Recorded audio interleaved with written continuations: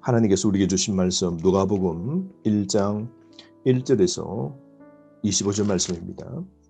누가복음은 의사 누가가 기록한 복음이고요. 의사가 결국은 영혼의 의사가 되어 하나님의 복음을 전하는 전도자가 되었죠. 그는 명료한 헬라어로 기록했고요. 의사인지라 의학적 용어가 50회나 등장하고 있습니다. 누가복음은 사도행전과 더불어서 신약 성경의 약 30%를 차지하게 됩니다. 그만큼 누가가 기록한 이 두 책은 신약 성경에서 가장 긴 책이 됩니다. 이 책은 이방인이 이방인을 위해서 복음을 기록한 것인데요. 특징이 있다면 이방인을 위한 복음이고 죄인과 버림받은 자들을 위한 복음이고 가난한 자들에 관한 설명이 많이 나오고요. 특별히 그 당시에 미천한 여자와 어린 아이들까지 언급하고 있고 기도를 특별히 강조하고 있고 또한 예수님의 순환 이야기가 길게 설명되어 있으며 성령의 역사를 기록하고 있습니다. 이것이 바로 누가복음의 특징입니다. 재능 많은 이 헬라 의사 누가가 오늘 복음을 설명하는데요. 오늘 이 복음을 데오빌로라고 헬라 사람에게 하나님의 복음을 자세하게 설명해 주기 위하여 이 복음을 기록했노라 그럽니다. 그러므로 1절부터 4절까지 이 서신의 목적을 먼저 밝히고 있습니다. 1절, 우리 중에 이루어진 사실에 대하여. 이미 이루어진 사실입니다. 예수님의 구속 사역이 이미 이루신 일이죠. 예수님의 탄생, 가르치시고 고난받으시고 죽으셨지만 부활하신 이 사건, 이미 이루어진 이 모든 사실에 대하여 복음이죠. 그것에 관해서 2절 처음부터 목격자가 말씀에 일꾼된 자들이 전하여 준 그대로 내력을 저술하려고 붓을 든 사람이 많은지라. 예수님을 목격한 자가 많고요. 그다음에 예수님의 말씀을 전하는 사역자들이 많았는데요. 이런 사람들이 하나님 아들 예수님이 행한 행적과 목격하고 더불어 함께 본 그것을 기록하려고 했다는 것이죠. 초대교회 성도들은 예수님에 관한 사건을 분명하게 선포하려고 그것을 문서로 남겨 또한 기록하려고 얼마나 노력했는지요. 구전으로 내려오던 예수님의 삶을 이제 기록으로 남기려고 초대교회 성도들은 노력했다는 겁니다. 얼마나 이것을 중요시했는지 우리는 상기해 볼 수 있는 것이죠. 하나님의 복음은 그러므로 이미 이루어진 사실, 즉 역사적인 사건이었고 그 사건을 이제 기록했는데요. 누가도 나름 자신이 이 복음을 기록하려고 한다는 겁니다. 3절 말씀, 그 모든 일을 근원부터 자세히 미루어 살핀 나도 데오빌로 각하에게 차례대로 써 보내는 것이 좋은 줄 알았다라고 그럽니다. 누가가 복음을 기록했는데요. 기록의 특징이 세 가지가 있습니다. 예수님에 대한 기록을 자신이 쓸 때 철저하게 자신은 기록하려고 했다는 것이죠. 근원부터라고 그럽니다. 근원부터 살펴보는 겁니다. 마치 강 근원을 찾듯이요. 낙동강의 근원을 찾기 위하여 태백 황지의 연못까지 거슬러 올라가는 것처럼 복음의 근원, 그리스도의 근원, 예수님의 탄생까지 철저하게 조사했다는 겁니다. 두 번째, 정확하게 기록하려고 했다는 것이죠. 자세히 미루어 살폈다라고 그럽니다. 세 번째로 차례대로 썼다라고 그럽니다. 잘 정돈해서 논리적이고 멋진 배열로 복음을 기록했다는 겁니다. 이것을 데오빌로라고 하는 고위직에 있는 귀족을 위해서 이 서신을 기록하게 되는데요. 이 복음은 4절 말씀입니다. 이는 각하가 알고 있는 바를 더 확실하게 하려 함이로다 라고 합니다. 데오빌로가 이미 복음을 들었습니다. 알고 있지만 아는 정도가 아니라 이 복음 기록한 글을 읽음으로 공부하고 배우고 그래서 더 복음에 확신하는 단계까지 가도록 하기 위해서 이 서신을 기록했다는 것이죠. 그러므로 누가의 목적은 데오빌로를 위한 복음이었습니다. 단순한 사실만 알려주려는 게 아니라 그의 삶을 바꾸어 놓는 진리를 전한 목적으로 기록했다는 겁니다. 한 사람을 위하여 기록된 누가복음과 사도행전이 결국 이제는 모든 세대에게 하나님의 복음을 알리는 귀중한 생명의 책이 된 것이죠. 5절부터 드디어 누가는 복음을 이렇게 엽니다. 시작하는데요. 5절 유대왕 헤롯 때에라고 합니다. 역사적 한 사건, 한 시대를 지명합니다. 유대왕 헤롯 때에 이 표현은 유대민족에게는 가장 어둡고 불행한 시기였습니다.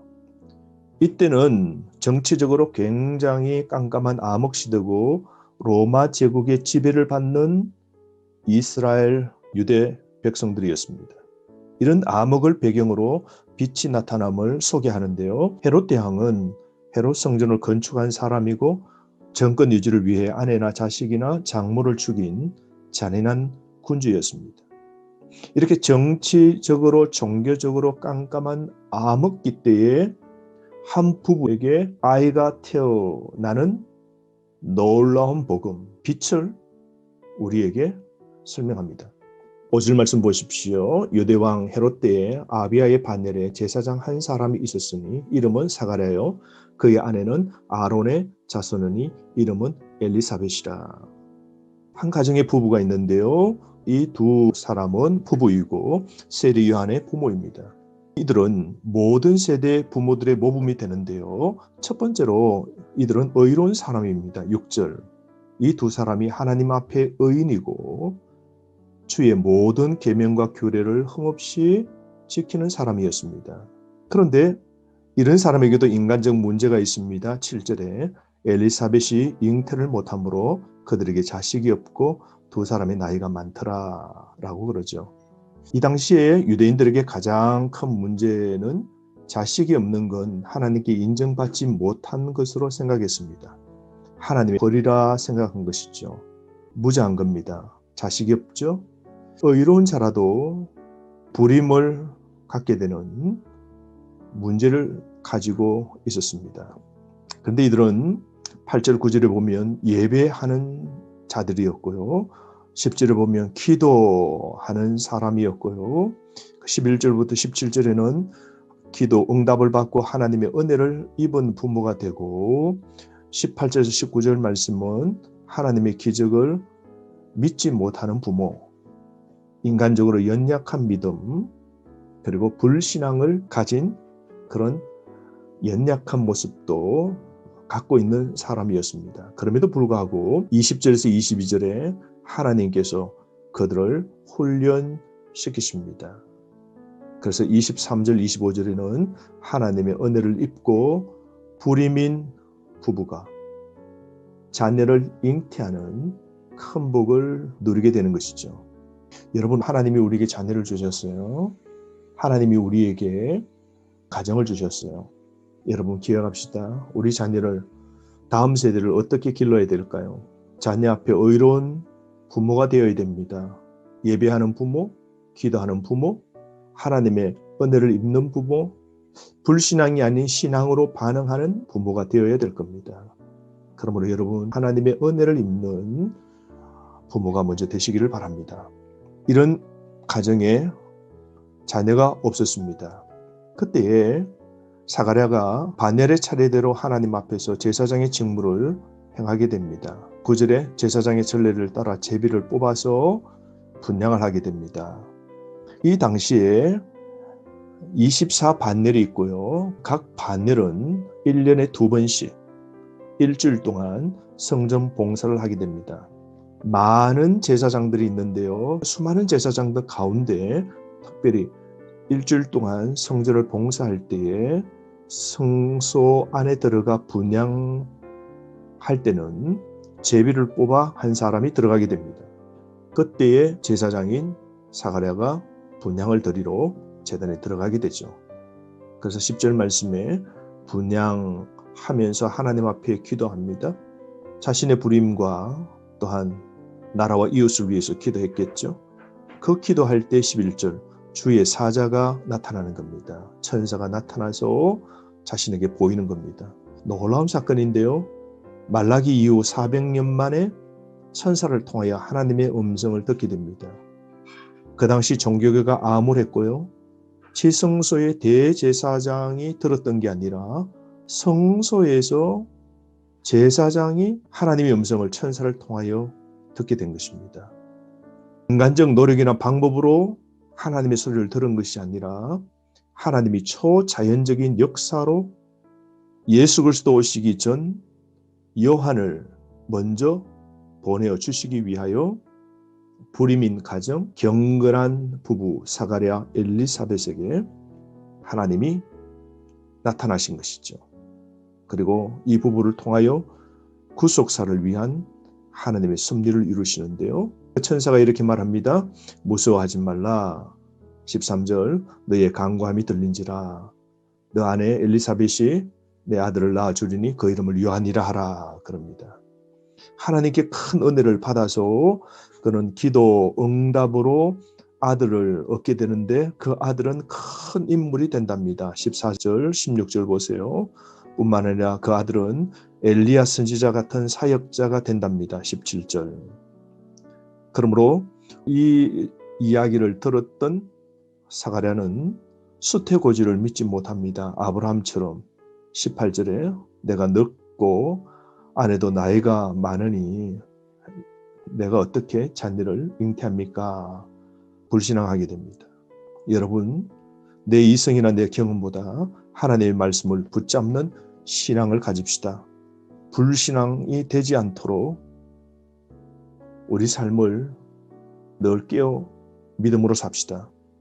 불가능한 일, 도무지 해결되지 못할 문제도 주님이 해결하실 수 있음을 믿는 믿음이 우리에게 필요한 것이죠. 사가랴가 이렇게 불신앙으로 반응하자 20절 말씀에 하나님께서 불신앙으로 벙어리로 만들어 버리시는 겁니다. 하나님이 징계하시는 것이죠. 그러므로 20절에서 22절에 사가랴가 하나님을 믿지 못함으로 벙어리가 됩니다. 벙어리가 되자 하나님 말씀을 전하지 못하죠. 불신과 의심의 말도 하지 못하도록 하나님이 입을 막으신 겁니다. 여러분, 더 이상 불신앙 갖지 않도록 교만하지 않도록 합시다. 그릇 행하면 징계인데요. 늘 근신하며 삽시다. 그런 가운데 23절에서 25절 말씀 보면 약속을 이루고 5달 동안 하나님과 홀로 임신을 한 가운데서 귀한 시간을 갖게 되죠. 하나님 앞에서 준비하는 시간을 갖게 되는 걸 보게 됩니다. 복음을 통하여서 우리의 삶, 역사 가운데 가장 어두울 때 하나님은 복음의 빛을 비추어 주시고 경건한 사람을 하나님이 구속의 사역의 일에 쓰시는 걸 보십시오. 쓰임받는 부부 되기를 원합니다. 우리 자녀가 쓰임받는 자녀 되기를 원합니다. 하루 말씀으로 승리하시길 바랍니다.